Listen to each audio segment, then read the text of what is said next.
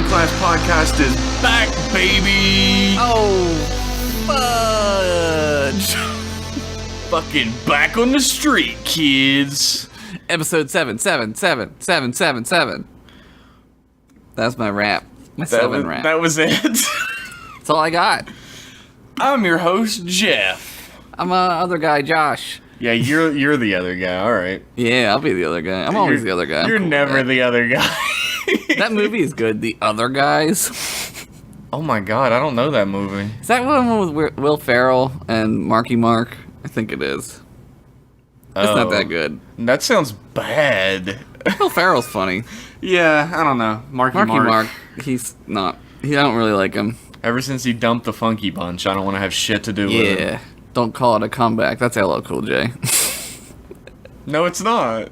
Is it not? Is it him? It is him. He also said it, but also They both Vanilla say it, right? Ice said it. Yeah, they all said it in the 90s. Everybody said it. This is off to a 90s. real good start for a podcast. Yeah, about Star Trek. This year, we watched Star Trek Generations, which is the 7th movie in the Star Trek film franchise. It's the first movie of the Next Generation franchise. Yeah, we are finally touching base on the Next Generation, only a few movies later to just go right back to the original series. It is all downhill from here. Yeah. We get a couple good ones in this, and then, oh man. And then eventually we end up at Nemesis, which is not my favorite movie. It's, I recently watched it. It's not as terrible. Only because I think I'm comparing it to the new movies, which, like, all these movies are pretty great compared to the new ones. Yeah, you think that there's like a bottom, but then like Into Darkness come out. Oh yeah, and then here we are. You learn that there's a whole fucking sub-basement in the Star Trek franchise that they hadn't even opened yet. You didn't even know it existed. It's what nobody wanted. So this movie was written by your boy, Ronald D. Moore. Ronald D. Moore! Also co-written by Brannon Braga. Yeah, who Brannon Braga. is also a really great Star Trek person. He does all kinds of stuff, right? Yeah. A lot of TNG, a lot of Voyager, though. Yeah, what is he? So he was born in Bozeman, Montana, which is why that's where First Contact takes place. Ronald D. Moore or Brannon Braga? Brannon Braga. Oh, shit. And they also mention, like in this movie, the USS Bozeman. They shove that shit in like every Star Trek movie. Bozeman, Montana? Yeah. What a weird place to be the center of the Star Trek universe. That's it. It all revolves around Bozeman, Montana. Unfortunately, this movie was also co-written by no one's boy, Rick Berman.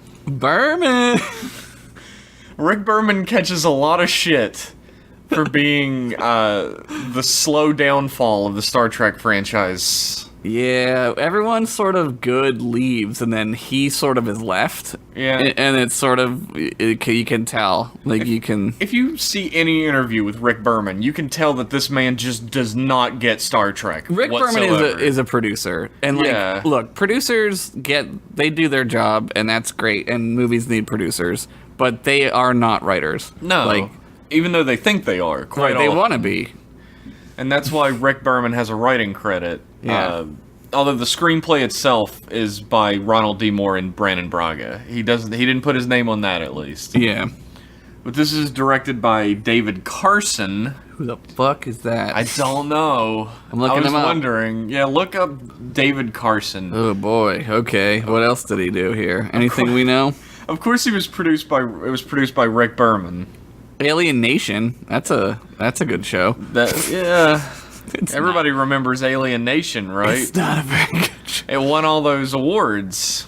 He's done nothing at all. He's not very good. Well, this movie is the final appearance in canon of Captain James Tiberius Kirk. Yeah, what were we saying? What was my catchphrase?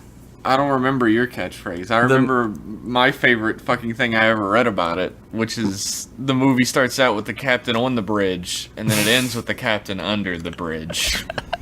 That's really funny. I was saying it's the movie so nice Captain Kirk dies twice. They really fucking. Phew. Yeah, they killed him the fuck off. For They sure. needed him to die a lot. This movie is like super symbolism. This is like Symbolism, the movie. Oh yeah, it sort of slaps you in the face at several points. Some like parts. Like when Captain Kirk keeps standing up. Like he wants to take the captain's chair, and every time the captain doesn't make a decision, he stands up. Yeah. And finally, like, Scotty turns to him and says, "Captain, is there something wrong with your chair?" Yeah. And he looks right at the camera and winks.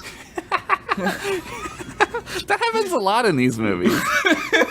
Which is weird, because these are professional actors. Yeah. You'd think they would know not to do that. This isn't public access, James Doohan. What are you doing? What are you doing? What are you doohaning? Oh. Ba-da-bum. The first shot is awesome. The first shot of the movie. The slow motion 2001: A Space Odyssey wine bottle. It's a great concept shot. I remember seeing this in the movie theater and being like, "What the fuck am I looking at?" Yeah. And then you're like, "Why is a wine bottle floating through space?" And then you find out it's because they're christening the Enterprise B, which is amazing. Which is cool as shit. Also, it's like a really great conceptual shot. Yeah, And it's a concept shot. Yeah, it works great as a thing to have the opening credits over, because as we've mentioned before, during not so much this time period, but the time period before, like the 80s and late 70s, it was absolutely necessary to have opening credits. Yeah, which as a filmmaker is very fucking difficult to work with it's and make it interesting. to do. Yeah, so it's a that was rule. a really cool way to get through it.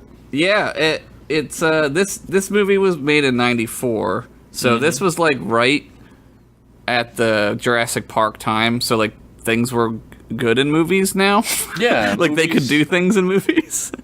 I don't know, man. The 80s were fucking amazing for movies. They were, but the 90s was like the brand new era of like. Yeah. There were a lot of sci-fi movies in the 90s. Yeah, there's a like shitload of good sci-fi movies too. Was Event Horizon the 90s? I feel like it was. Man, that was. movie is a fucking trip. That movie's. I recently so scary. watched it for the first time. That Really? movie is fucking terrifying. Yeah. Oh man, I'd never seen it before, but that's not what this podcast is about. we should watch that on this show. Let's just turn it on now. We'll sync it up and watch it, and you guys can listen. See you next week. But the Enterprise B is christened, and the Enterprise B is an Excelsior class, and there's a moment when Scotty is like, "This ship is so impressive," and I'm like, "You fucking hypocrite." Yeah, you fucking. You spent the said entire movie Yeah. shitting on the Excelsior class. Yeah, what a dildo. What a fucker. Captained by Captain Cameron from Ferris Bueller. Who is a massive Star Trek fan. Which is awesome. Yeah, he's in, like, fan films still That's to this crazy. day. Him and Tim Russ are in, like, every fan film. Tim Russ will do it. He'll do a Star Trek movie for a cookie, I think. Yeah, Tim Russ will do a Star Trek movie for nothing. You just call him up and you're like, "Hey, I'm doing a fan film," and he's at your door like, "Is it Star Trek?" Ding dong! He is also in this movie as not a Vulcan. He's not Tuvok. He is a different man. But so the whole thing is that they're taking the new Enterprise B out for like publicity, like a press run. junket. Yeah. And Kirk, Chekhov, and Scotty all come on board because I don't know. It'll be good for the press. They're old. Yeah, they're really old. They bring out the old Hall of Famers, right? During the. They bring them out. They wheel their fucking corpses up to the Enterprise B. Well, Scotty dies, like, I think, in, like, real soon after this movie. Oh. He looks good in it, though. Yeah, he does. I was actually thinking about, like, how in this movie Kirk looks younger than he did in 6. Yeah, somehow. He looks really good in this film. Maybe it's just the way that they, like, lit him and stuff. Yeah, sometimes that it's matters. The lighting and, like, the makeup. I was thinking about, as a red-blooded male, when I saw Dr. Crusher, I was like, damn, she looks good in this movie. Yeah, there's a part I watched like a Blu-ray copy of it, and there's a part where Lursa and B'Etor, there's like a super close-up on them all the time, and you can tell, you're like, oh, it doesn't look very good. Like, you're like, that didn't translate well to HD. No, maybe not. Just you can see their makeup and stuff. It's weird. Yeah, I love that, like, how gender neutral the Klingons' outfits are. They all have like a fucking triangle cut out on the tits. Yeah, like men and women. Yeah, you got to show the cleave. You got to show how fucking ripped you are if you're a dude, or if you got the cleave. You got to show your chest. Lady. Yeah, exactly. Anyway, the fucking, like, the press are asking all these really uncomfortable questions. Like, you know, Captain Kirk, what have you been doing since you've become useless to society? Do you shit standing or sitting in the woods? You know. Things you would ask Captain Kirk. Of course. There's a big fucking distress signal is the word I'm looking for. There's a big old distress signal. Red alert, someone's in trouble somewhere. Yeah, shit's going down, and Captain Cameron is, like, terrified because he's never done anything, I guess. He became a captain without learning anything about Starfleet. They found him on the back of a garbage truck, and they were like, you want to captain the Enterprise? And he's like, sure. Why not? All right, it's better than this, I guess. But, you know, the big... I keep saying big for some reason. It's like a really large distress signal. It's huge. It says that... You know, there are no other ships in the area, and the area happens to be near Earth, which is crazy, really fucking weird. How now would be the time to attack Earth, everyone? Yeah, there are no ships near Earth besides the Enterprise B that has no photon torpedoes and no medical crew, and no tractor beam or anything. There's nothing on. It's the all ship. coming on Tuesday. Which is a great joke. Yeah. Oh, I forgot that Sulu's daughter is on board. Yeah. Demora Sulu. We'll talk about that later, much later. She's in another movie. Oh, yeah. Okay. Yeah. But there's a great line where he says it wouldn't be the Enterprise without a Sulu at the helm. Yeah, it's cool. Which is a fun line. But anyway, they fly off to go help these distressed people. The Elorians. We don't know that at the time. They say it. Do they? I noticed it this time, and I never noticed it before. Huh. But he says it. They say it's an Elorian distress call, and I was like, oh, okay. So people who like knew about the show, I don't remember it when I watched it, but people who knew about the show could be like, oh, okay. Oh yeah, it's Guinan's. Yeah. It's Guinan's. Guinans. So when they go, it's the SS La Cool, which is the coolest name. La Cool. And they're trapped in like a gravimetric distortion. Yeah. And it's pink. They can't. It's like pink and it's got lightning in it. It's cool. And Captain Cameron, what the fuck is his actual name? Captain Harriman. He's completely frozen with fear, and he's just like, bah. Yeah, he's like deer in the headlights. He's like fucked up, dude. He's like, I was just captaining like a cruise ship earlier, and now I'm like a warship. I gotta do stuff? Oh, fuck, what the hell? But he does come up with ideas that in the original series or in TNG even would absolutely work, but they just don't work because it has to show that he's incompetent. Yeah, it can't do it. And they're like, well, and Scotty's like, well, how about this idea? Well, one of the ships explodes first to show that Captain Harriman's so inept that like killed people. A shit ton of people die. He kills 150 people. It's actually more than that. I noticed this time when I was watching it. You pick out one thing, I'll pick out another. Yeah. I guess when we're noticing it again. But the ship that fucking explodes because of Harriman has like 290 people on it or something. Well, it's a good thing that one exploded. And the ship that they rescue 40-some people off of only has 150. Yeah, that's right. Yeah.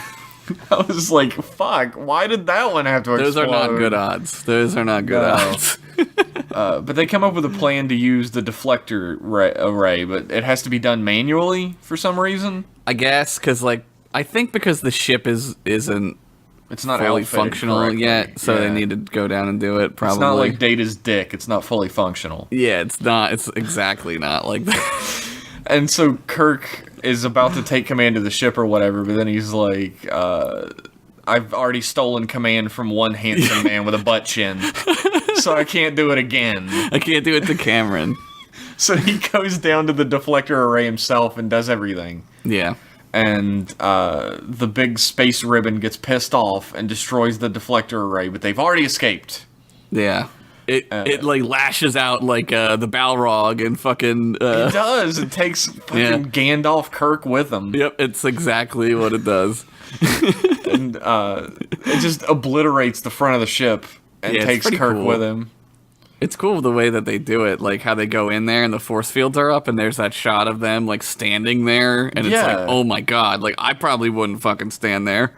Yeah, I wouldn't trust a force field. I'd be like, this is not safe. And fucking the coolest part about the beginning is how well it ties itself to the rest of the movie. Yeah. Because it could be hanging on like and make no sense at the beginning, and you're just like, well, what the fuck was that about? Right. But you see Guinan. Yeah. You see Soren. Yep. And you see the ribbon. And it's all tied together. It's not completely superfluous. Which they is what I'm connect the used dots to. like really well. Like, I think, like with this movie, I feel like this movie is something that they didn't want to do for a long time. And like to put it in perspective, like I was thinking about it, like TNG was over at this point. Like this show wasn't on anymore. But Star Trek was like kicking at this point, right? Yeah, like they didn't really want to do the bridge between the two series. They wanted to continue to do Star Trek the original series movies. Right. They didn't like I don't think they wanted to like because you could easily make this movie really bad. This could be a shitty movie. This is actually probably the best that could have happened. Yeah, I agree with. I was thinking exactly that. I was like, this is probably the best that could have happened. Like this is, I don't know. It feels like they didn't want to do this, right? Forever.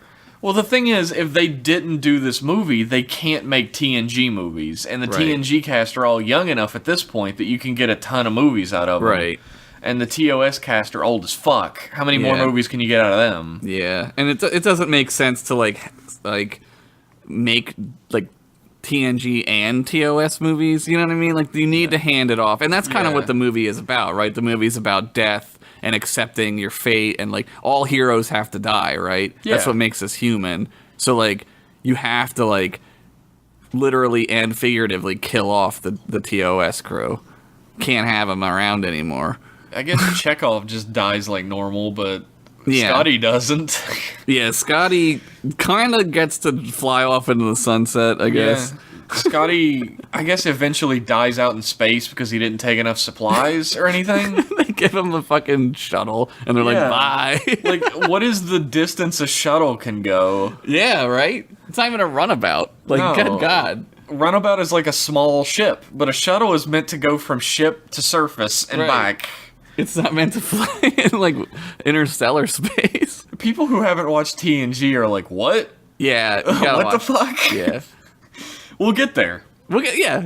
Go to episode fill in the blank. Yeah. We'll come back and edit this episode one day so it tells you where to go. No, we're not going to we're not doing that. I'm lying to our audience. Yeah. They deserve it. Fucking lying is for cool people. But then we flash ahead to the future, 78 years in the future. Uh-huh. And they're on an ocean. And if you're an audience who doesn't understand Star Trek, you're confused as fuck right now. What? Yeah. Yep. But it's cool. It's cool. Like, that's cool how they play. Like, they shove everything TNG into this movie. Oh, yeah. The holodeck is right up front. Every fucking TNG thing is in this movie. And somebody pointed out to me, this is probably something I should point out later or whatever, but somebody pointed out to me that Kirk doesn't see the problem with the Nexus until it's pointed out to him. Yeah. But Picard pretty much automatically senses that there's something kind of wrong with it even before Guinan steps out. Picard's he's used to the holodeck. Right, that's a good point. But also I think it's because Picard he's just like the uber human. Like Picard is like the best at everything. Picard like is Gandalf. Like he's a wizard. Like he's like the best person that's ever lived. He is. He really is. He's like everything great about humans. He's everything humans should strive to be. Yeah. Bald, muscular as fuck in a weird way. Yeah, old man strong. Yeah, that's what we should all be. Mm-hmm. Old man strong. Mm-hmm. Anyway, they're all on the holodeck, and they're on like a galleon ship or whatever. Called Yeah, the like a ship of the Enterprise. line or some shit. And it looks like Worf is gonna be like strung up or whatever. Yeah. But then it turns out to be a promotion. He's become Lieutenant Commander Worf. Yeah, they need to promote him so he could be on DS9. Yeah, and then he just becomes a commander on there anyway. So Yeah. he's the fastest promotion from Lieutenant Commander to Commander in history. If you think about it, it sucks. Like, it sucks being under the command of Riker, because he's never leaving. So it's like, well, I'm never going to get fucking promoted. You can be a commander and also work with a commander. Yeah, but they don't really do that in TNG as much as they do it in, like, TOS. Yeah. They're like, here, you're a commander, you're a commander. Everyone's Yeah. a fucking commander. Everybody's a fucking commander. Well, there's only like one commander, right? Because isn't Bones a lieutenant commander? Yeah, I think a lot of them are lieutenant commanders. Yeah, because I know everyone's a lieutenant commander except like minorities and women. But you... But you still get called commander. They don't call you lieutenant. So I No. guess that's, like, a thing. Anyway, they make Worf walk the plank to see if he can get a hat, right? Because I Yeah. guess this is their ceremony when you get Sure. promoted, even though we've never seen it before. Sure, it makes sense to me. Why not? They like Riker makes the computer remove the plank. Yeah, it just And vanishes. he plays it off like it was an accident, but he meant to do that. He shit. did it on purpose. And Data pushes Crusher into the water because he doesn't understand humor, and that Yeah. eventually leads to him deciding he needs to use his emotions chip. That's the straw that breaks Data's back. Yeah. He didn't understand a joke. So he wants to be decides, I'm going to funny. shove this thing in my brain. Yeah, he wants to be funny, and Joe Piscopo isn't around to teach him. So That's where y'all went wrong. I want to be funny. I have this holodeck program. Oh, yeah, who's the comedian? Joe Piscopo. Maybe you should delete that fucking program. man, don't be putting down Joe Piscopo, America's sweetheart. 1986's SNL cast member of the year. No, he wasn't even 1986. But Picard gets a personal message, and he's fucking gutted by it. And no one notices except the empath, even though he's very obviously gutted. He's not doing great. And he's just like, whatever, and leaves. And then they get that message that the observatory is under attack. Uh-huh. In space. I always feel dumb recapping a movie that I'm sure people have just watched before they listen I think to it's this. funny, because it's funny how we, like... It's funny to me, like, what we pick out to talk about. Like, that's always funny to me. Fucking... The Amargosa Star. Yeah, that's there's the name of it. Yeah, there's an attack at the Amargosa Star. Amorosa Roll Star. If you're from Philadelphia, Amorosa Rolls are delicious. The Amarillo by Morning Star. And Yeah. they all like go to the bridge still wearing the naval uniforms, which is hilarious to me. It's funny because it's like this And is it's so this is like serious. It's so serious, right? But they're wearing like these fucking goofy ass like old boat uniforms. And Riker's like, all right, what should we do, Captain? And Picard's like, I don't fucking care. Yeah, he yells at him. Just going away message. And Riker's like, are you all right? He's like, just fucking do it. Yeah, he gets really upset. And if I was Riker, I'd have been like, Jesus Christ, are you all right? Yeah, I'd be a little upset by it, But but Riker just accepts it, and they beam aboard, and they find a bunch of dead bodies. a whole lot of dead bodies. And I think this is the scene where we start seeing the Voyager uniform just around in the background. Yeah, I noticed that too. This whole movie is a very slow, like, everyone changes to the Voyager uniform one by one. So I think I have a theory about, like, maybe I'm just, like, retconning it in my mind, but I have a theory about this. Like, I think that those uniforms are more like excursion uniforms, like a uniform you would wear, like, in the field. You know what I mean? That sounds like some fucking Fanon bullshit to me. It sounds like it, and it might be, but, like, Picard doesn't wear. Does he have one on? I think Yeah, he just does. He does at one point, but at the end of the movie, he doesn't. No, but Riker does, and so does everyone else on the bridge. Yeah, it's weird. It's really weird. But yeah, Picard wears it for a while and then goes back to his original uniform. I don't know why they did that. I'm assuming, like, from a production standpoint, they just had those around since Probably. they had them for DS9 and Voyager was about to ramp up. Like, Voyager didn't start yet, I don't think. See, I was under the impression with DS9 that, like, that uniform, the Voyager style uniform or whatever, was like because I hadn't watched Voyager when I watched DS9 as a young person, right? Yeah. So I was under the impression that was a space station uniform. Yeah, because when like, Cisco I think, goes back to Earth, he wears the regular uniform. That's what I mean. Like, that's what I'm saying. I think, like, those uniforms are more for like how you would wear like a, well, I don't know, like a what do you call what do mechanics wear? Like like a jumpsuit. Like a jumpsuit, right? Like kind of like how the Enterprise, they wear like a jumpsuit. It's not like a uniform. And that's what I always thought those uniforms were. So you're right. Like, I agree. Yeah, I can see that. Like, I think I'm just fanning bullshit as well. Oh, yeah. But yeah, I mean, that's what you have to do with this stuff. Honestly, it's probably because they just had more of them than they had the other ones. I think I've said this before on this show, but I fucking really don't like those uniforms at all. They're not great. The ones after it are fucking awesome. Dude, I fucking love the DS9, like, gray shoulders. The gray? It's awesome. So cool looking. That's the uniform that I had, like, when I had to start. It doesn't fit anymore, because I had it when I was in school, but... See, I have a TOS uniform, but if I was gonna have another one, it would be, like, TNG. I have the comm badge, like a pin, that's the DS9 comm badge. No, that's a cool looking comm badge. It's my favorite one. Let's take a break and then talk more about the movie. Alright, we'll actually talk about the movie when we come back after this. In a distant corner of our galaxy, a secret observatory is attacked. A brilliant scientist is found, and a mysterious ribbon of energy where past and future collide is unleashed. It's a doorway that we call the Nexus. Every ship which has approached the ribbon has either been destroyed or severely damaged.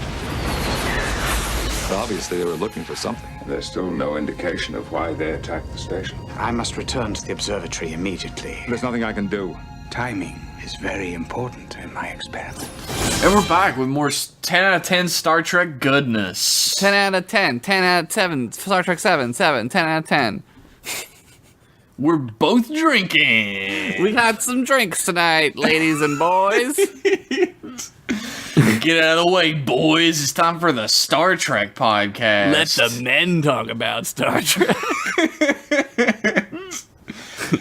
Anyway, they go to the Amagosa Star Observatory, and the station's just full of dead bodies. Romulans. Uh-oh. And they find a Romulan, but before that, they find Dr. Tolian Soren. Dr. Soren from Clockwork Orange. He's here, everybody. It's not a 90s sci-fi movie unless Malcolm McDowell's in it. Damn, you're right. He's in a shitload of sci-fi movies. But they find a dead Romulan. Mm-hmm. And then it cuts away and fucking, they do the emotions chip. There's a real cute cat in it. Spot. Spot's That's the name of my cat. Your cat's name is Spot? Yeah, and it's orange. That's funny. My cat's name is Data. That's weird. Maybe... Whoa, that's so meta. I'm like, mine just got blown right now. Whose cat is whose? Oh my god. Shit. I've got another cat named Miles after O'Brien. Cool. I have another cat named Kit T. Fisto. Like the tentacle guy from Star Wars. After Star Wars. You can't talk about that shit on this podcast. They say it at the vet, and they say Fisto, and I laugh, because like they're probably like, what the fuck is this guy's problem? They have to say Fisto. That's funny. This dude's into some fisting. Weird. And he loves fisting so much that he named his cat that? But anyway, what a fucking piece of shit. You get the next scene where, like, Data and Geordi go to fucking 10 Forward. Mm-hmm. And they have green liquid. Green drink. And Data does not enjoy it. He hates it. He hates it. His emotions chip gives him hatred. Which is the most human of emotions. Yeah, right away. I hate this. Yeah, it's the first emotion he has. He feels, the most basic emotion. Hatred. I hate it. But then, like, Picard shows up to talk to Soren, but he's still real fucking sad because his whole family's dead. Yeah, he's fucked up. Oh, we didn't talk about why. Yeah, okay. His whole family died in a fire. Yeah, that doesn't get revealed for like 6 more scenes. Is What? why. That's right. He doesn't, because he says, because Soren says to him, "Time is a fire which we burn." Yeah, time is the fire in which we all burn in. Yeah. And I fucking love that line. It's a great line, and at the time you're like, what the fuck? Like, why did Picard, like, what the shit? But he's also a Lorian, and they're really good at, like, that shit, too. He's They're like, I'm listeners. sure you understand. And Yeah, Picard's they're like, I'll see what I can do. They have, like, Jedi mind trick power. They're, like, weird. They're weird. Elorians are weird. They don't really have... It's not stated that they have mental powers, really? Yeah, they're kind of like magic. Like, they have this weird aura. I guess that's what they call them, Elorians, right? Yeah. Shit, you blow my mind. But, you know, Picard leaves, and he just fucks off. He's like, I'll see what I can do, and he leaves. I gotta go be sad. And they fucking try and figure out what the Romulan was doing there. Yeah. And Worf's like, yo, he was looking for trilithium. Oh, we're up in the ante. Yeah, no more dilithium, motherfucker. It's trilithium. If dilithium makes matter antimatter reactions possible, trilithium kills the star. Yeah, obviously you would name them similar things since they have Right. similar purposes. No, nothing could possibly be confusing about that. No. Hey, I went down to the store and picked up some trilithium for our ship. Let's go ahead and put that in Oh, there. I wanted dilithium, you idiot! Shit! Take Fuck. it back. There's no refunds. It's trilithium. Oh no, at least I got this delicious malk for us all to drink. But anyway, they go back to the observatory to like search it or whatever, and Data is just laughing his ass off. Yeah, he's like out of his fucking mind. He's yucking it up.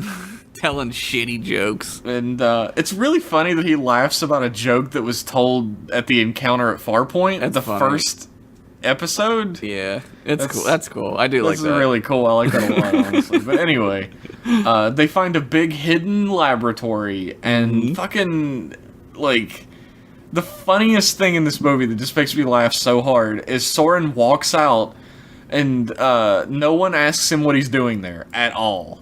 He just walks out, and they're like, "Hey, can you turn this field off so we can call the ship?" Yeah. There's your cat. Yeah, there is my cat. I'm sure that's not gonna get edited out either. No, I'm not editing that out. That's a cat. That cat stays in. Dude, she's just sitting in the other room meowing. I don't think she's gonna stop either. Is the best part. We Data. were talking about her. Data. This is all relevant to Star Trek. It's staying in. Her name is Data. It fits. That's what I mean. I'm serious. But anyway, fucking Data's neural net overloads first, and they try to call the ship, but they can't. Soren walks out. Nobody says shit to him about it, and he shoots the shit out of Everyone. Yeah. And he's Data just like cries in a corner like a bitch. Yeah, because he's afraid and he doesn't know what to do. He's hasn't never had felt this fear before, so I can't blame him. Can we talk about Soren's awesome 90s space gat that he has? Yeah, like His no matter sideways which way gat? he's holding it, it has to like flip sideways goes- to shoot first. Yeah, it's like, what the shit? What is the purpose of that? How is that better? It's not helping know. anyone. That makes it more difficult to aim, if Yeah. anything. But it's gangster as shit, and it's 1994, so like, yeah, shit he was is, gangster. He is pretty fucking gangster. But Picard finally tells Troy in the next scene Yeah. that his brother and his nephew got burned alive in a fire. They're dead. Like, remember that cute kid who called him nephew? That kid died in a fucking fire. Yeah, he's and the way he says it too, he's just like, they died in a fire. It's crazy, dude. And fucking Troy, he's like, it's alright. And Troy's like, no, it's not. And he's like, you're right, it's not! Yeah, it breaks the fuck down, man. It's crazy. My favorite part about this scene, maybe we should talk about it. I'll come back to it, because there's stuff we gotta talk about first. Now, I want to know what your favorite part of the scene is. Well, like, so, like, it's dusk, right? Yeah. Like, it's weird. Like, they're in a spaceship, but they light it, so it's, like, It's dusk. That happens like throughout this entire movie. Anytime they're in a room that's not the bridge or 10th forward, it's like because it's a like movie. It's dusk. Because it's a movie and they've got somebody to do like good lighting and shit. Yeah. But also I think it's symbolic because like it's like Picard's talking about his family and how like there's no more Picards. So it's like it's the twilight of the it's Picard the twilight family. of the Picards, yeah. Yeah. And then immediately after that, when he says there's going to be no more Picards, the star dies. And I'm like, holy shit, this is symbolic as fuck right now. It's all symbolism in this movie. Yeah.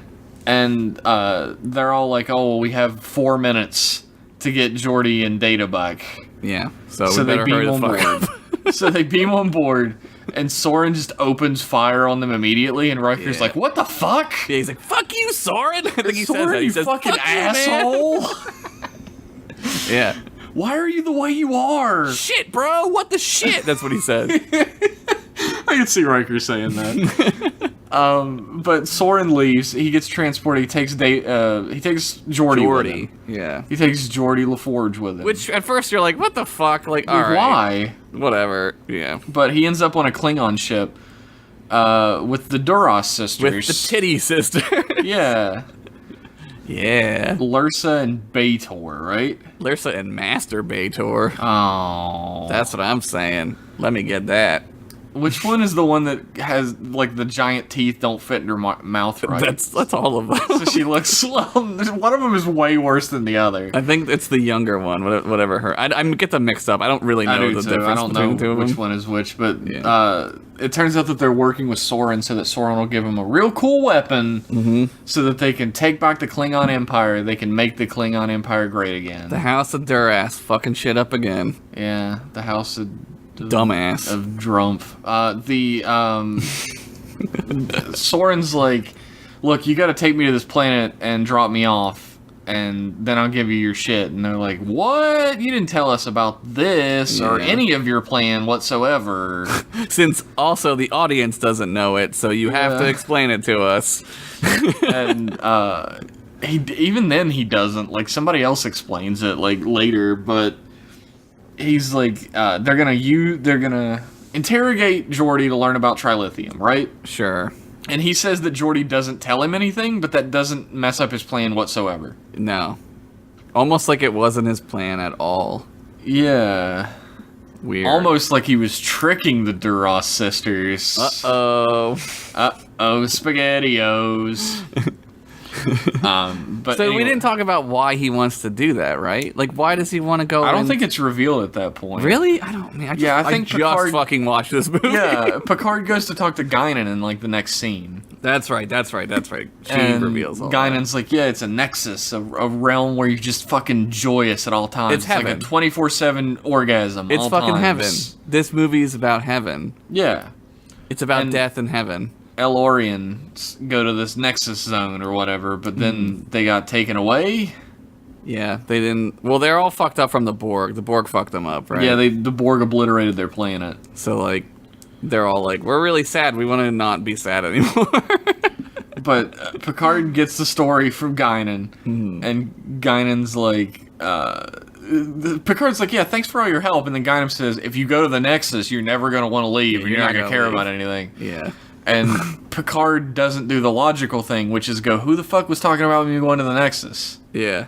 I didn't even mention that. What are you talking But she about? knows. Yeah, She's she a wizard. knows. She knows. She knows he's gonna go. Like that's she knows the thing. because she's fucking got meta knowledge. Maybe that's the Elorians' real power. They know the script. That's what's cool about it though, because later she is in the Nexus and she says, "I'm always here." Like a part of them, like they're weird. They're like pixies or something. Like they're weird people, and they never like explain the Elorians. Like no. She's so a they're magic magic. pixie. She's They're- like the manic right. pixie dream girl. Manic pixie dream. Yeah. Whoopi Goldberg is a manic pixie dream girl. Guinan. Yeah. But fucking, they go to stellar cartography, right? Which is Picard and awesome. Data. And I fucking love stellar cartography. I would hang out in stellar cartography every day. Maybe that's where you'd work. Maybe you'd be on board a ship in stellar cartography. With 7 and 9, she's down there a lot. Yeah. We Being can a hang. Borg lady. We could hang out. Yeah. You're not like a bald hologram. She's not gonna be all on you. Oh, she doesn't like him. She does for one I am episode. bald. Yeah, well. She does for one episode, and then suddenly fucking Robert Beltran wanted to get out of his contract, so he made a ridiculous request, and she fell in love with him. I need to be able to make out with Jerry Ryan a couple episodes. And they were like, all right. you got it. And he was like, really? Sweet. For real? Her hands are like her feet. I'm into that. Whoa. She got big old hands. Damn. Jerry Ryan is like probably the sex symbol of Star Trek. Yeah, but there's and you're way talking about sexier her stuff. giant gorilla hands. I think Lursa and Beto are hotter than Jerry Ryan. I think one of Lursa and Bator is hotter. The younger one, right? Yeah. Yeah, she's pretty hot. Yeah, which I saw her on screen in this, and I was like, I could probably be with a Klingon lady. I'm not gonna. I'm not gonna front. What's awesome about Klingons is like they just fucking fuck the shit out of you. So that's pretty cool. You get like broken bones and shit. Yeah, you just like hit one of them and then you're fucking. Like that's crazy. Yeah. And then like you have to go to sickbay to get your broken ass pelvis put back together. And everyone knows that Worf fucked you to death. And everyone's like, could you keep it down? There's an episode where the captain is like, could you maybe not break each other's bones while you're fucking? The best part about like Worf and Dax is like Worf also has broken bones and scratches and like, shit all over what the fuck him. is she doing? She's a trill. Yeah, she shouldn't be able to fuck like that. I don't know. She's got a lot of fucking experience though with that worm in her. That's Would you like another worm in you? Yeah, that's how you hit on a trill lady. They love it. They're into that big time. Anyway, they're in stellar cartography and they figure out that the big plan, Soren's big plan, is to blow up another star. It's cool. It's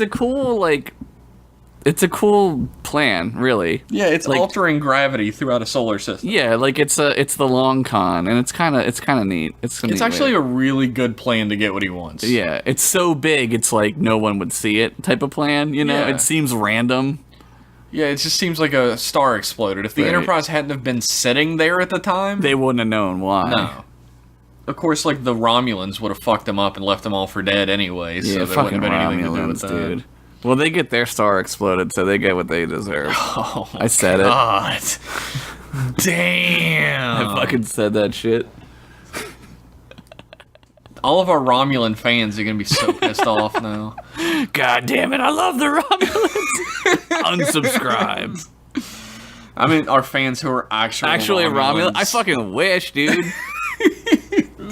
Take me We're real away. big in the fucking Romulan Star Empire. But you know, they figure out that you can't get a ship near the ribbon because it blows your ship to shit. So the best way to do it is just have it go to a planet instead. Yeah, they don't. Like, I guess they don't know that you survive anyway, or something. I don't know how that works. Like, see, I don't know how that works either. Like, it's never outright stated that. Well, the other Elarians didn't know about Soren's plan. It seems like to begin with, in like the beginning of the movie. Like only Soren's like, I want to go back. I want to go back. Yeah, so he probably like did some shit to like make them fly through it or something. Yeah, and so maybe he finds out that the ships fucking explode and there's nothing you can do about it. Yeah. So he decides to send it to a planet instead. He sends it to Viridian 4. Yes. And the unfortunate thing about Viridian 3. 3, yeah. The unfortunate thing about Viridian 3 is it's right next to Viridian 4, which has 230 million people on it. Oopsies. That's a holocaust. Yes, it is. But it's also like, every time they talk about the population of a planet in Star Trek, it's always in millions.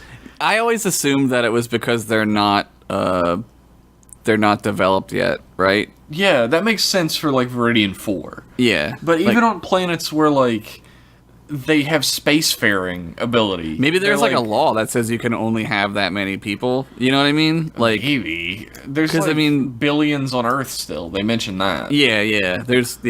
But like maybe they don't, I don't know, maybe there's like maybe you have to be like born on the planet to live there type of thing, like a citizenship type of thing. I don't really know. That might be a thing for some alien species. I don't know. Yeah, I don't know.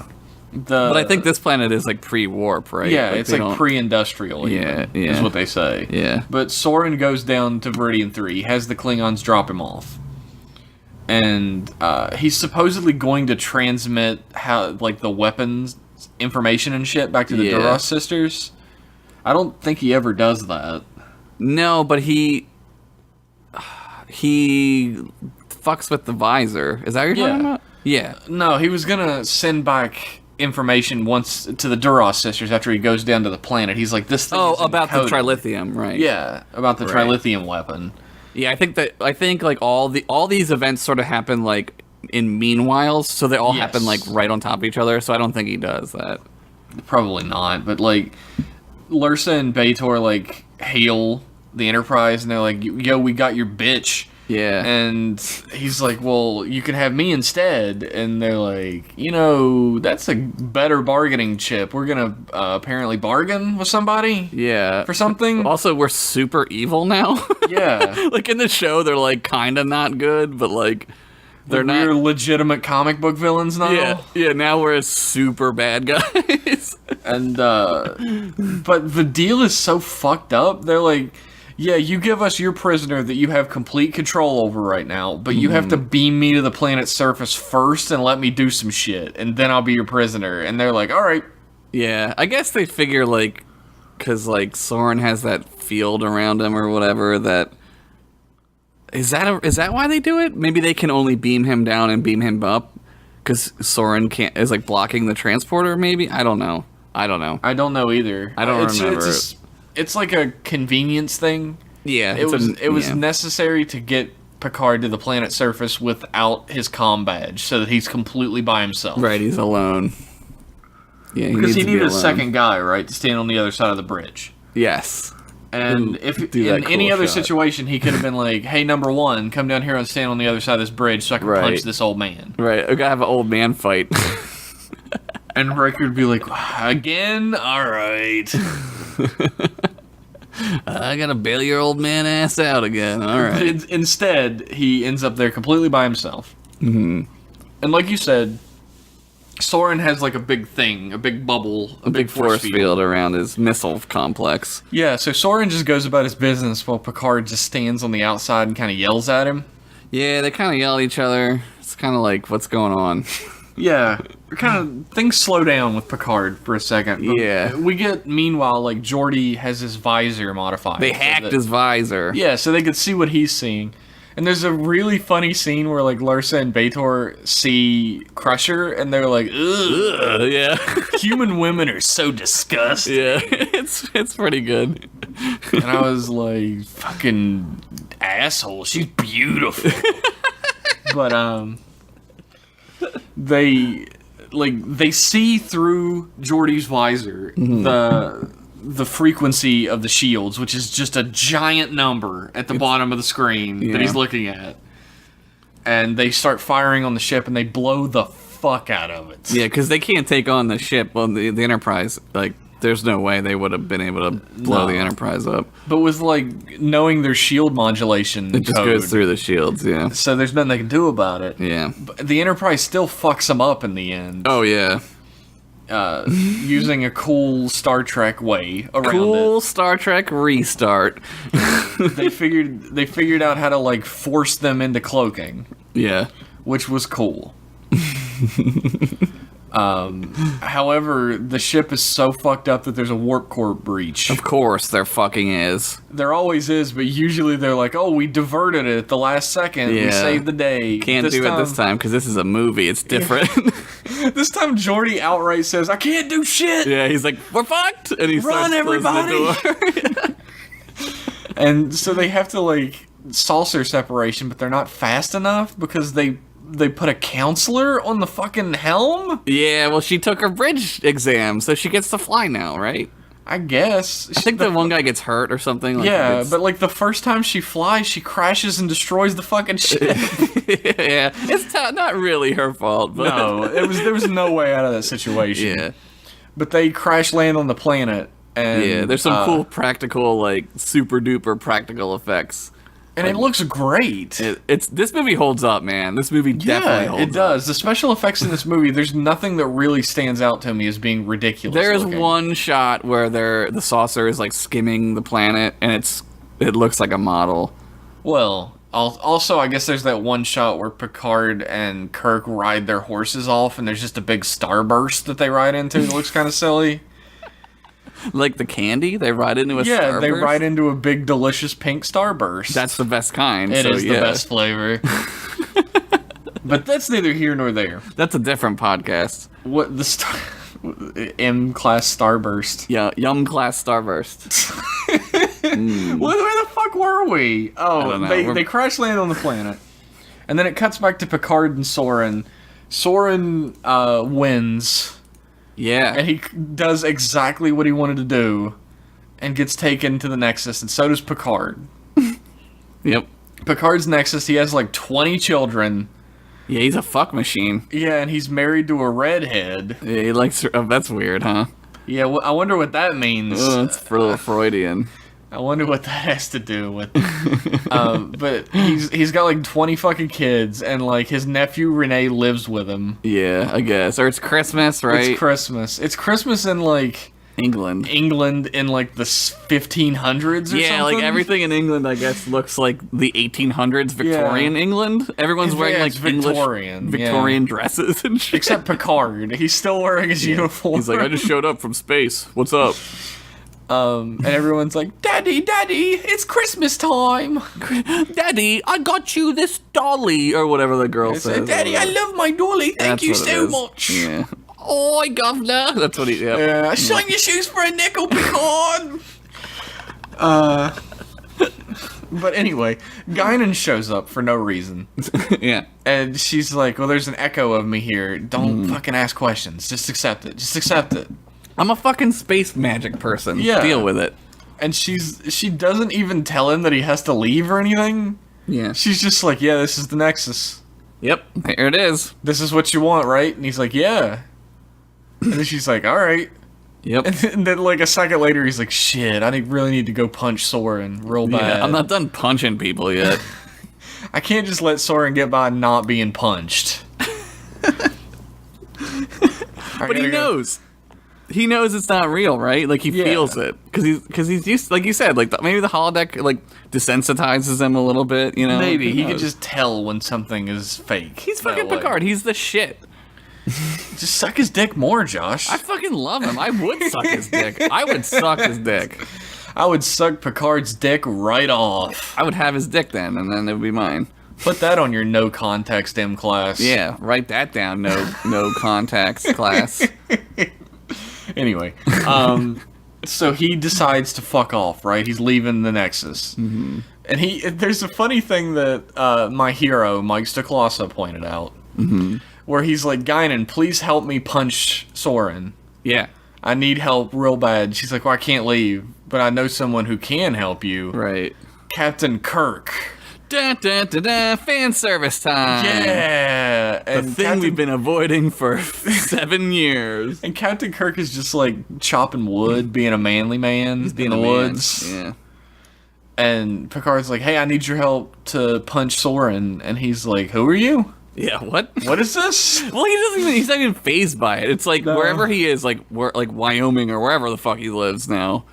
Like Picard shows up and he's like, hey, it's a nice day. It's like, man, you live in the middle of nowhere and somebody walks up to you and you're just like, hey, what's going on? Even if you're not in a Nexus zone, you should at least be weirded out by that. Yeah, like, who the hell are you? What are you doing in my house?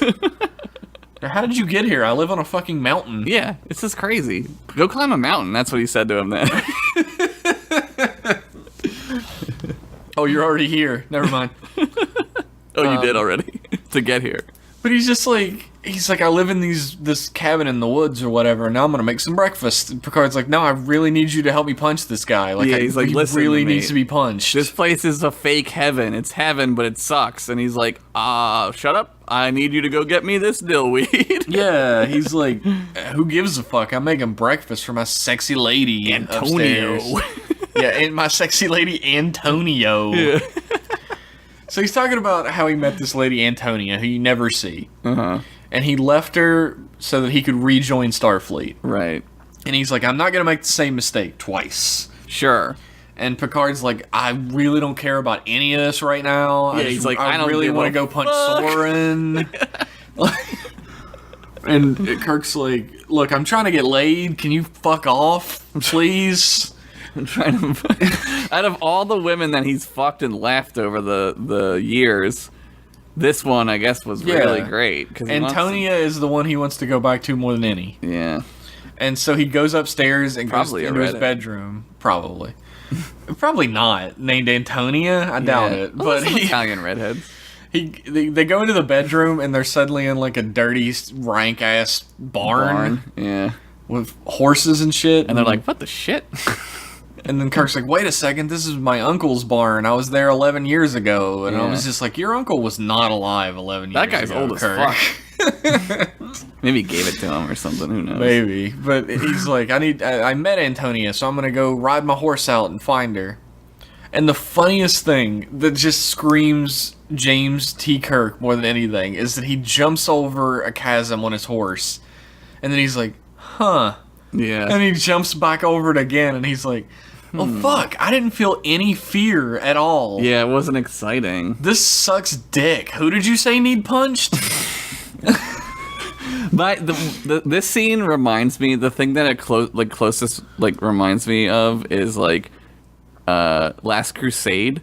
Like, for whatever reason, this feels like like Sean Connery and Indiana Jones like together, like for whatever, I don't know why I always associate that in my brain, but it's like a real slow, like really like kind of boring, like the movie fucking like takes like a tilt here, like it's now we're talking about this shit, and you're like, okay, and like as fan servicey as this could have been, like it's really great, like this is really pretty great.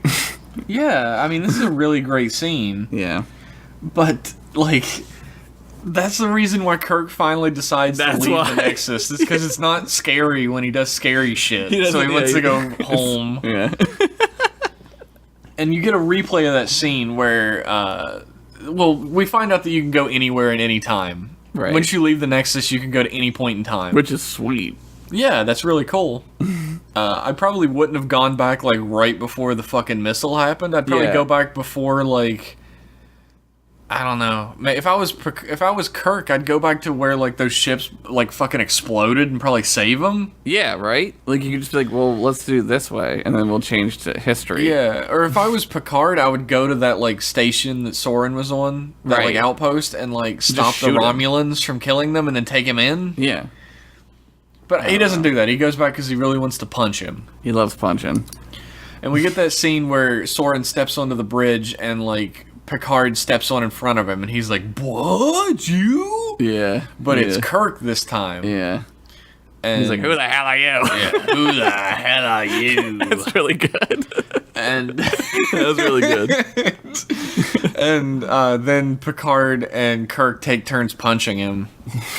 But then he runs away, which is what I would do if two old men started punching me, honestly. Like, who are these crazy old men? Stop punching me. Please stop, you're gonna hurt yourself. You're gonna break your brittle bones. Your bones need milk. You're old as fuck. But they run around and fucking, like, a bridge starts collapsing like 20 minutes before it finally collapses. And Soren's like, fuck you guys, I'm gonna cloak my shit so you can't mess with it. Yeah, that's how it works. Yeah, you can't just still touch it. Yeah, it's not just there. I guess you couldn't see the screen. I guess so. In the buttons, you wouldn't know what you were doing. You just slam your fist into it over and over and hope for the best. Yeah.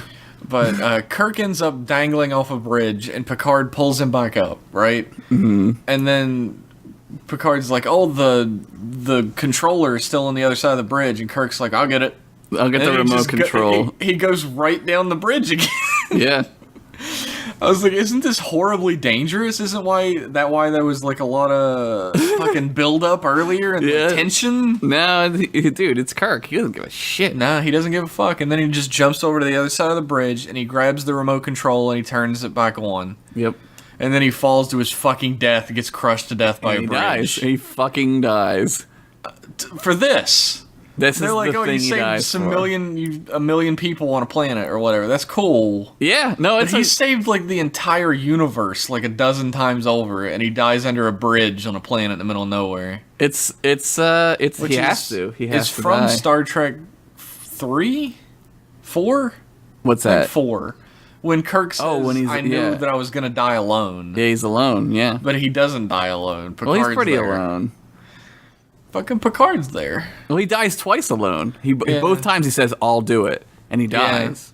Like all those times he survived all that shit. Like his luck has run out, man. He's done. That's true. Like, he's got to die. Failed his saving role. Yep. Picard doesn't even punch Soren anymore, though. He just like sets the clamps on the rocket so it explodes on the ground and runs away, probably going hee hee. Yeah, it's pretty cool. It's smart. It's a Star Trek way to do it. Use your brain. It's a much more clever way than just punching a man a lot. Yeah.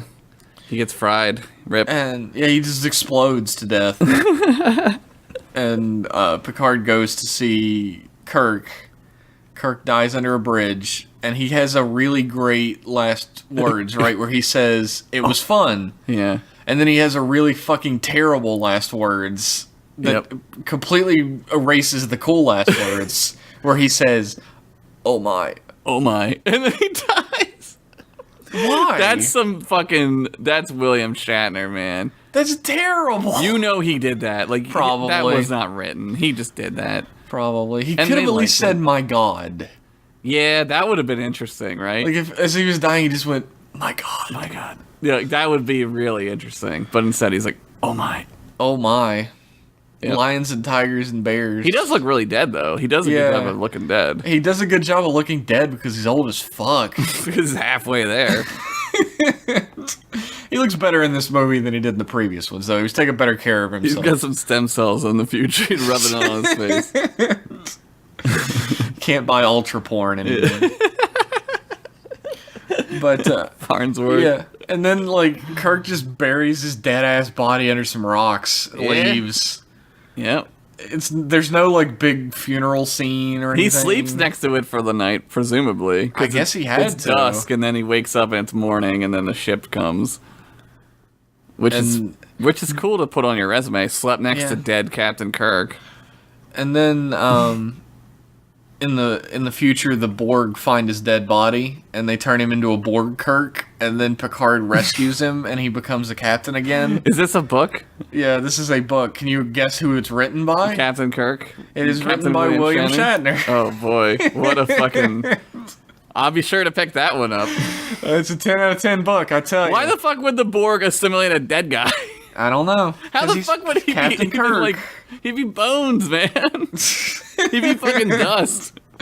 He would be McCoy. He'd be Bones. Although Bones was presumably Bones by this point, both in real life and in the series. That's who I was thinking of. Scotty died in 2005. Bones dies in like 94, 95, something like that. Oh my. Oh my. And that's what he said when he died. Maybe that's what he did say when he died. Who knows? Anyway, they go back to... The ship is fucking obliterated, right? And they're trying to salvage it, but they can't. Up. And Data finds Spot, and he's real sad. Which is like the worst part of it. It's so, like, oh man, it kills me when he finds the cat and he cries. That kills me. Yeah. It's beautiful. Yeah. It's beautiful. And then Picard leaves the fucking Kurlan Neskar on the floor. Yeah, it's like priceless. That shit is like, there's like none of them, and he's like, fuck it. He's like, I don't care, I'd rather get my fucking photo album. That's the only thing I'm bringing. Maybe that's like, maybe it says something. Maybe people don't really give a fuck about things that are valuable, you know? Maybe it means that the writers of this movie didn't fucking care about the Kurlan Neskar and it was just sitting around, so they used it. They used it, yeah. Maybe he comes back and gets it. You don't know. There's like, this movie has like my favorite fucking ending bit where like Picard gives this really fucking poignant speech about like being mortal and everything, and then Riker just says, "Speak for yourself. I plan to live forever." That's the end. It's awesome. It's fucking Riker, man. He's like, yep, no, I'm not gonna die. I'm not gonna die. I'm gonna be handsome and fuck chicks forever. And then he peels out in his Camaro. It's fucking space Camaro. The Farragut. The Farragut. Yeah. Nebula class. And they're gonna have a new Enterprise that looks like shit in the next movie. You don't like the new one? I don't like the Enterprise E. It's all right. I don't mind it, honestly. I like the Enterprise D way more. The Enterprise D looks like it really is from the far-flung future. You and Mike love it. You and weird Mike. Curves and shit. It's retro-futuristic. That's what they call it, right? it's really like I would say the E is more retro futuristic because it's like the E is almost like Star Warsy because it just has shit all over it. The E's like the ships that they make, like at some point, like the writers and Herman Zimmerman were like, we need to start making new ships, right? Because Starfleet like wouldn't just keep using these ships. Yeah, they wouldn't use the fucking Excelsior forever, right? Yeah, so they were like, well, we gotta design some ships, and they make some cool ones. They make in the next movie you see them. They make the Akira class, which is like really cool. I like the Akira class. They make the Steam Runner, which is like a tank. Dude, I like the fucking Defiant a lot. Defiant is a fucking really cool ass shit. looking ship. It's super cool. Like that might be my favorite, the Defiant. The funny thing is, my favorite is actually the Excelsior. Really? Yeah, I love that ship. It's so, like you said earlier, it's retro futuristic. It's a Cadillac. It's like the space Cadillac. Yeah, I like that it has like a big black like turtleneck. Yeah, I don't know why I love that. It's like you're driving a Lincoln through space. Yeah. Somebody pointed out that it looks like a duck, and I love it. It kind of does. It looks like a a big space duck. Yeah. They still use them in DS9. They're still flying them around and shit. They're pretty much every ship that they meet in TNG is an Excelsior. Yeah. Which I'm fine with. There's a couple galaxies in there. I love that ship. We should take a break. All right, we will take a break and we'll be back with some fucking emails and some more discussion. Emails. All right. I have to stop him, but I can't do this alone. I need help. I know someone who can. You say history considers me dead. Who am I to argue with history? You're a Starfleet officer. You have a duty. I don't need to be lectured by you. I was out saving the galaxy when your grandfather was in diapers. And Josh, we're Yes. back. Finally. I would like to know, it's been 6 weeks since we talked about this movie. Because my power went out again. Weird. I would like to know what you feel about this movie in your heart. I think this movie gets better as time goes on, and I'm gonna give you 2 reasons why I think that. Give me those 2 reasons. One, they have made some truly shitty Star Trek movies since this movie came out. True. Which makes this movie look great. And also, like, I'm older, and I can appreciate the hero's journey of your heroes dying. And that's what this movie really is, right? It's like, these guys have to die. Like, there's not going to be any more TOS characters. Yeah. And, like, the way that they do it, like we said earlier, I think this is the best way they could have done it. Could have been horrible. I give this movie a lot of shit, right? Because I hate that this is how Kirk died. Well, you're just a Kirk fanboy, that's why. I really am. But if he would have died, I look at it this way. If he would have died saving that ship during that action-packed fucking scene at the beginning of the movie, and that, his crew staring out the space hole that was made from... Right. Like, they were literally staring at the hole that was left behind now that Kirk is gone. Yeah. That's symbolic as fuck. That's great. That would have really been good. a great ending for Kirk. Yeah. Dying under a bridge and being left under some rocks. But to them, he does die that way. That's which is the thing. Fine. Which is great. But the actual last time we see the character is lame as shit. Especially because his last words are "Oh my." That's the only. Well, you can blame your best friend William Shatner for that. Because I'm telling you right now, they did not write that down in the script. Look, my best friend William Shatner taught me that elephants vibrate when they're happy, so I'll never be able to. Did you ever be mad at him? Elephants vibrate when they're happy. I pressed my hands against his skin, and he vibrated slowly, and I knew that he was happy. Yeah, I mean, look, I don't know.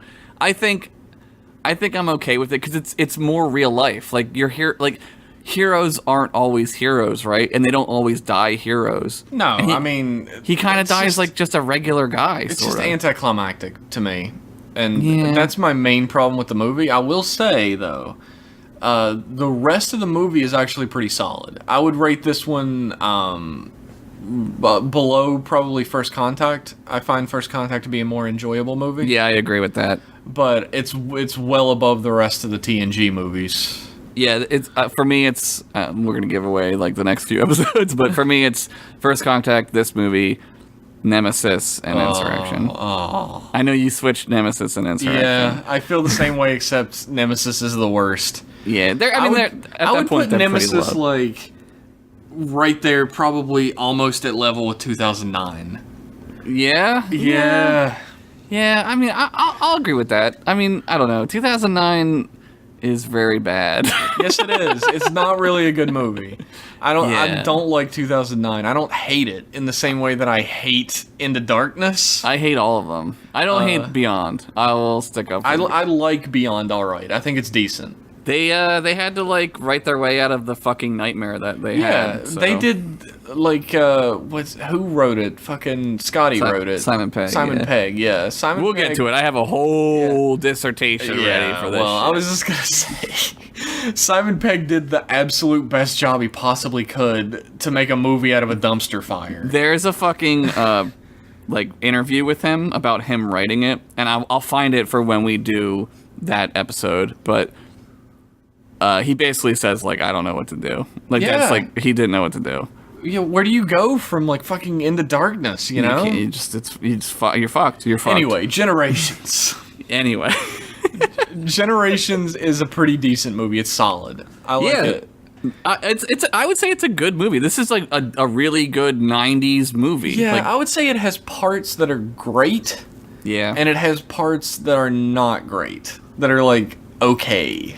So I leveled it out in the middle and say it's good. I agree. I would agree with that. I think that there's a lot of great things in this movie, but this movie also had to do certain things that sort of handicap it, in my opinion. Another handicap that this movie has that I didn't discuss all that much is Data's emotion chip.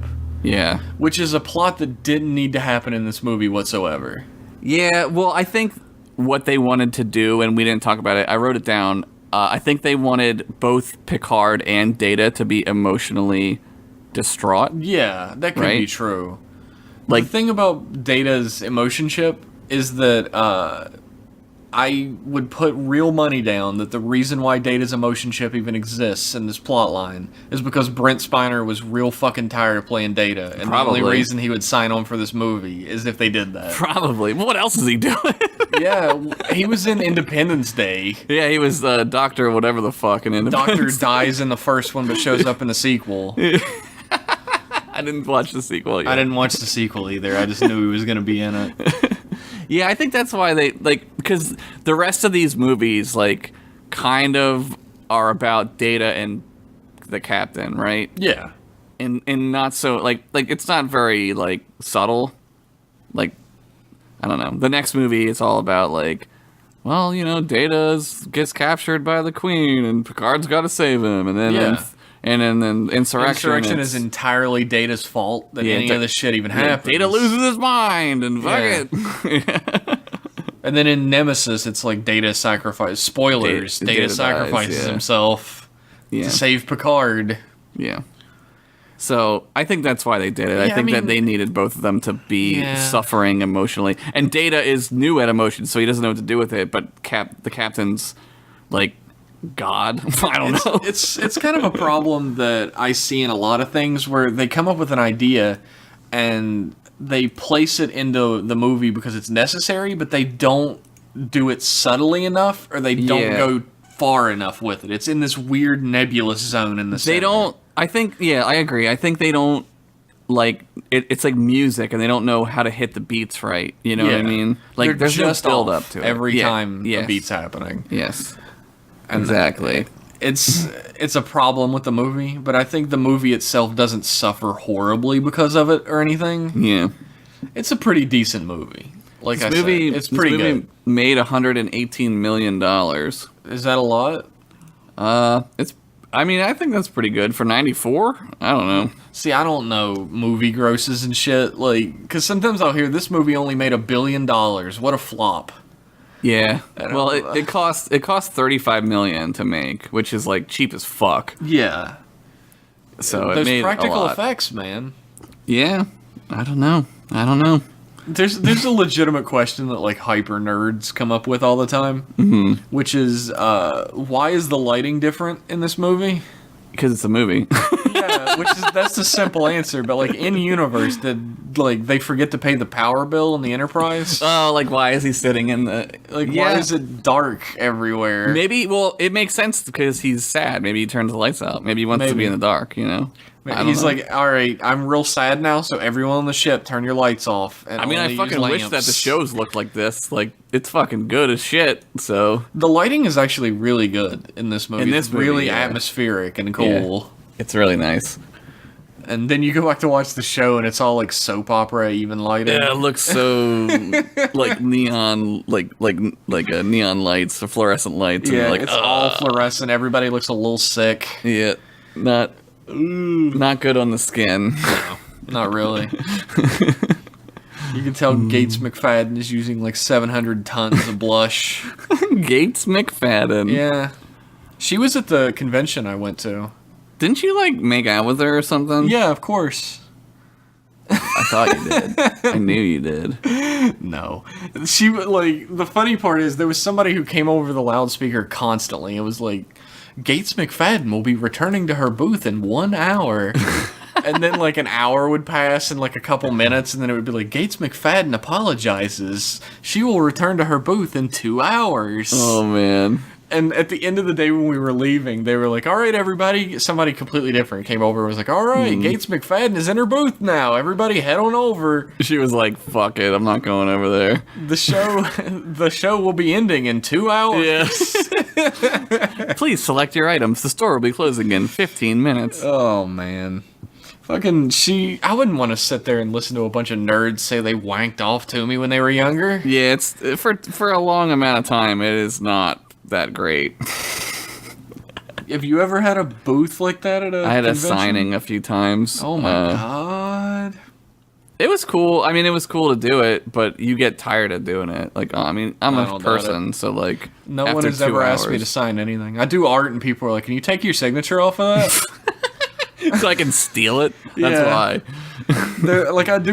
I've done fucking commission work for people in the past, and they'll be like, "Hey, can you take your signature off of this?" Oh, they really said that to you? Yeah, and I'm Dude, like, that's no. fucked up, man. I'm like, no, as a matter of fact, I can't do that. Oh, that's shitty. Dude, yeah, that's good that you said no, because that's dumb as shit. Yeah, I'm not doing that shit. I like this movie, man. It's yeah, good. This is a cool movie. It's not great, but it's good. It's definitely just put it on and just whatever. Just do whatever. Yeah. It's like a TBS movie, comes on the weekend during the day. Yeah, exactly. I'd watch it. Yep. Agreed. So why don't we take a moment... Do you have emails now? ...and just talk about emails. Don't give it away when I'm doing the big introduction. Butter emails, Jeff. Emails are digital messages. Electronic mail. Our first email is from Jack Carpenter, who says... Cool name. Yeah, that is a cool name. He says, hey guys, I just wanted to take the time to thank you for making your Trill-Ass podcast. Man, that's what we should have called it. Trill-Ass podcast. We're going to steal that name from you. Could you please sign this non-disclosure? You're welcome, by the way. I'm glad. I'm glad you like it. I'm a fundraiser for a university, so I travel a good deal for work, and I listen to your podcast quite often during those long drives. Sweet. I've definitely listened to each episode a few times so far, and I've enjoyed them each time. Nice. The podcast puts me in a good and relaxed mood. Oh, boy. Play some,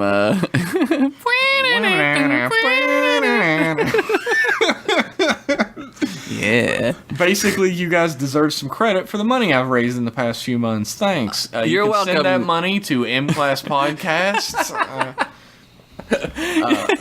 I do have a question, and it relates to Ben Sisko. Okay.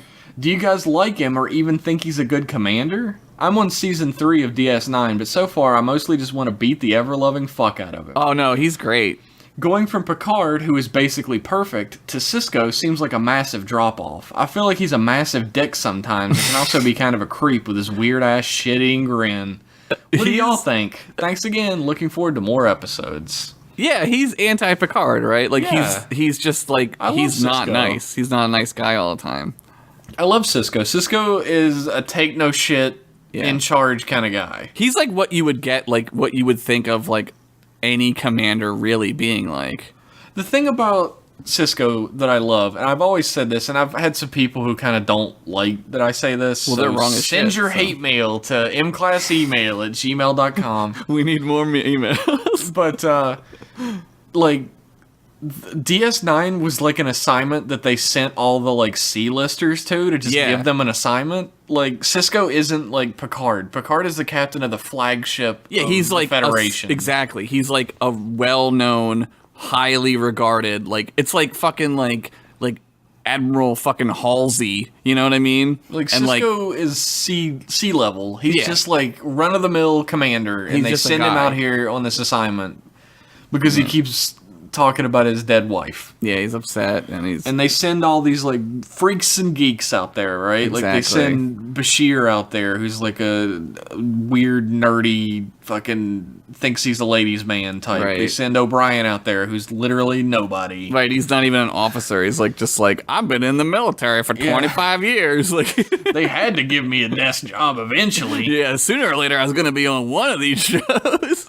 And, like, Cisco is a sea-level captain who is shoved into a situation that you absolutely need, like, your S-tier captain in. Like, if Picard was in this situation with the wormhole and, like, everything that happens afterwards, it would have went far more smoothly. Right. But Cisco had to make the hard decisions, and he had to do it without, like, he had to come Picard's into his own godlike powers. Yeah, he had to become his own captain, his own man. And, like, yeah, he's just, like, he's a, like, imperfect man. And yeah, you see his growth as well, and like what he has to go through. Yeah.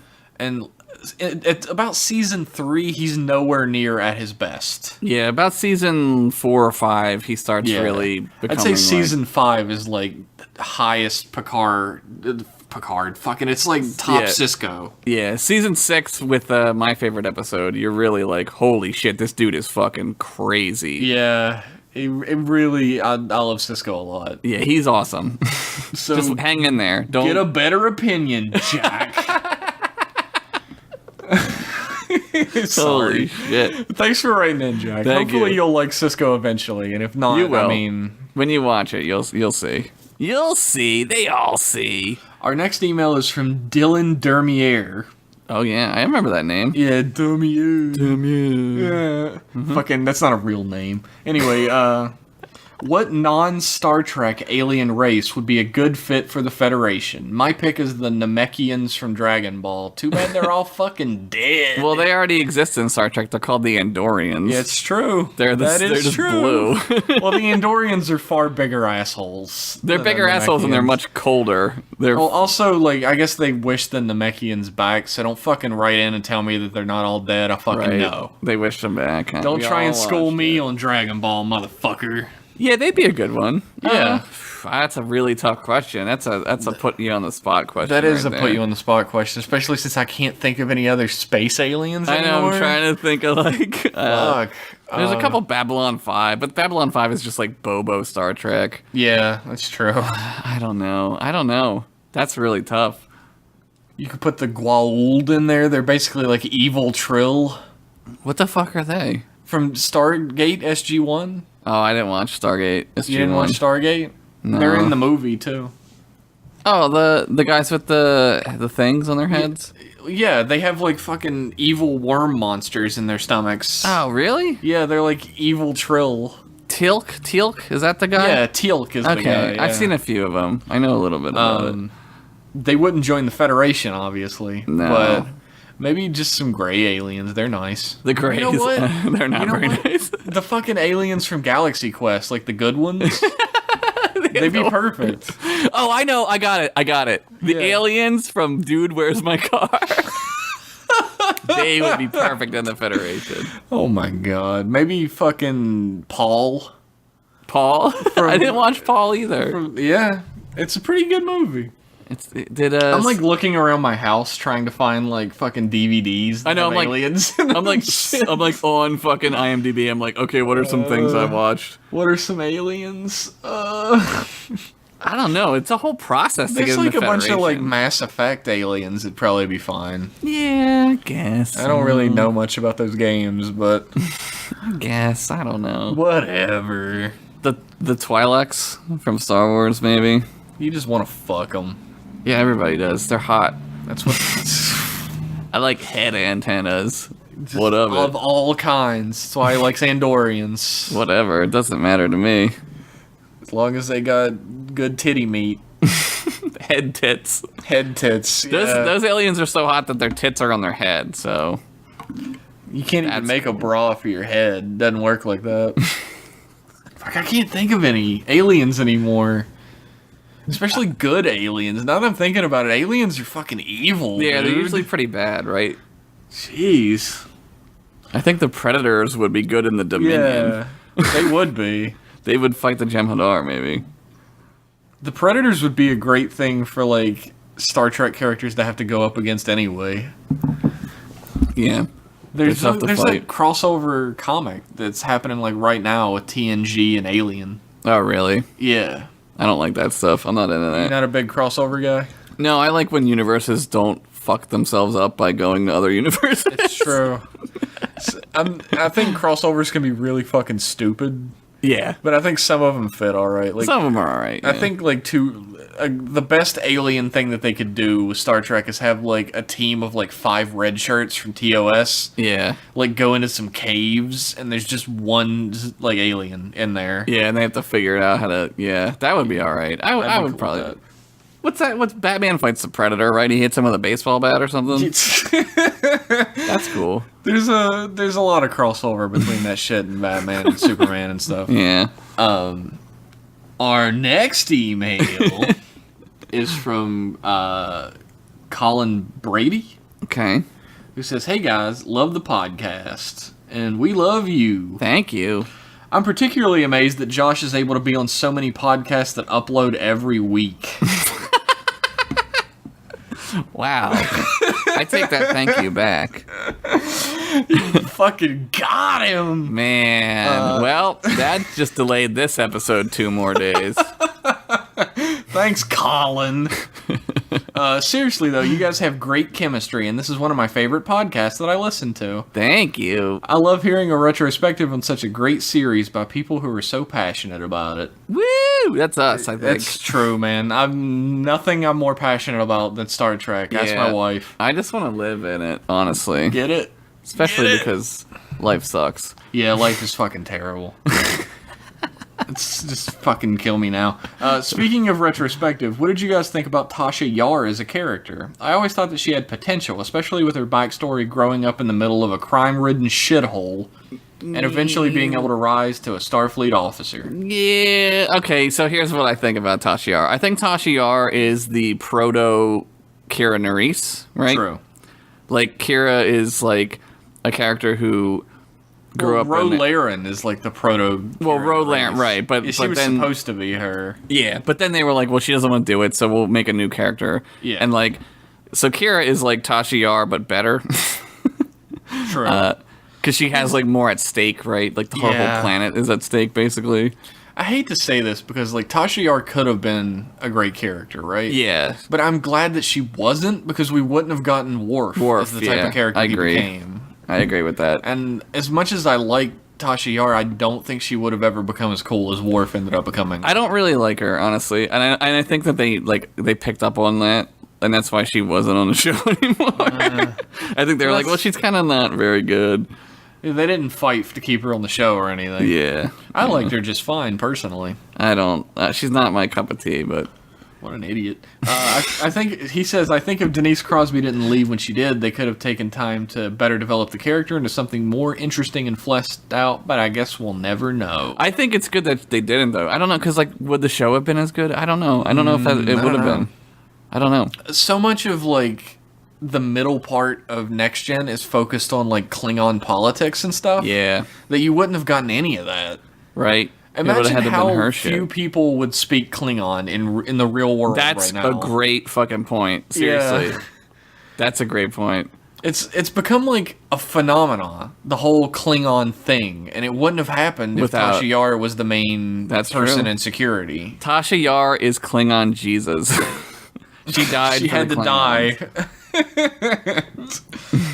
die. Thanks for everything you do, and keep on cracking the spine, number one. Almost nailed the landing. Almost there. Thanks for writing in. We appreciate it. That was a great email. Our next email is from Sean Dupree. Who says, "Hey guys, big fan of Josh here. Other guy, he's all right, I guess." That's terrible.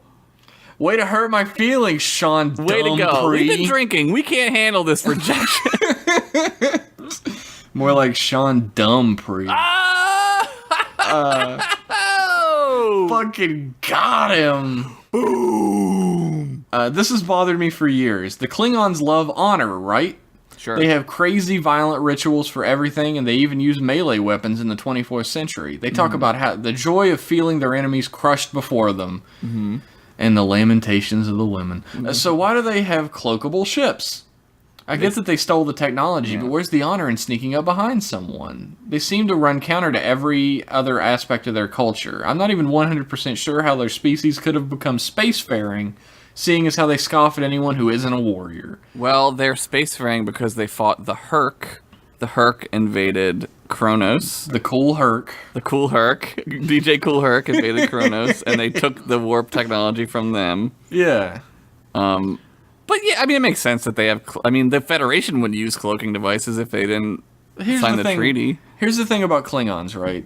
Yeah. And we learned this throughout the TNG and DS9 and even TOS. Yeah.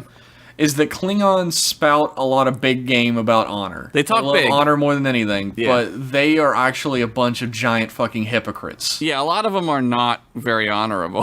No, it's a whole, like... How many cultures are there on Earth today who talk about, like, fucking doing the right thing Right. and being moral and upstanding and then turn around and, I don't know, fucking close Meals on Wheels? Exactly. It's a very random thing that you said, but Yeah, I just made that up. You made that up? That's good that you made it up and it's not a real thing that's happening. Yeah, I don't want any idiots to get mad at me because they voted for a fucking tyrant or anything.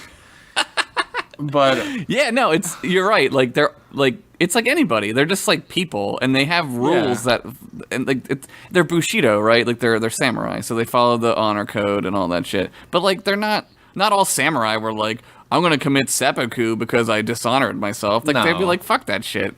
The Klingons, their entire culture is based on being a great honorable warrior or whatever. But as long as you win the battle, you can tell it however you want. Right. They get into that, right? They always like, well, Klingons fucking exaggerate. Yeah, it's like that whole... I think Gowron says it. He's like, the most honorable thing is to win the battle. Yeah. And it doesn't matter how you do it. Like, the Klingons are underhanded as fuck in the original series. And even through most of TNG, they're underhanded as fuck. And cloaking devices are so awesome that everybody would use them. Yeah, like, if it wasn't for the Treaty of Algernon, they'd be using that shit too. Yeah, everybody would use it. So, and it's just inherent in the Klingon character, and that's what makes them far more interesting than if they were just like all honorable. Right, if they were warriors. good guys, they'd be good guys, but they're not always good guys, so that makes them good. That makes them fun. You have to have something to make them villains sometimes as well. They're wild cards, man. It's so strange to me that they became like allies with the Federation at all. I mean, 6 explains it fairly well, right? Well, they constantly are going back on that shit, though. Oh, like, yeah. I mean, I mean, somebody just said that they were watching through DS9, so I'm not going to spoil anything. Right, but they're just fucking... They're real bad at keeping their words. They do whatever. They're like children. They just are like, well, we're doing this now. Like, they're just fucking crazy. And you hear them talking about it, like, even when there's fucking Federation people around, where they're like, the Federation's getting kind of weak. Yeah, they like, maybe we can attack them. Yeah. And fucking, like, Riker's like, what? And they're like, nothing. Shut up, Riker. Eat your gawk. Just eat your fucking gawk. Keep staring at our women with their titty triangles.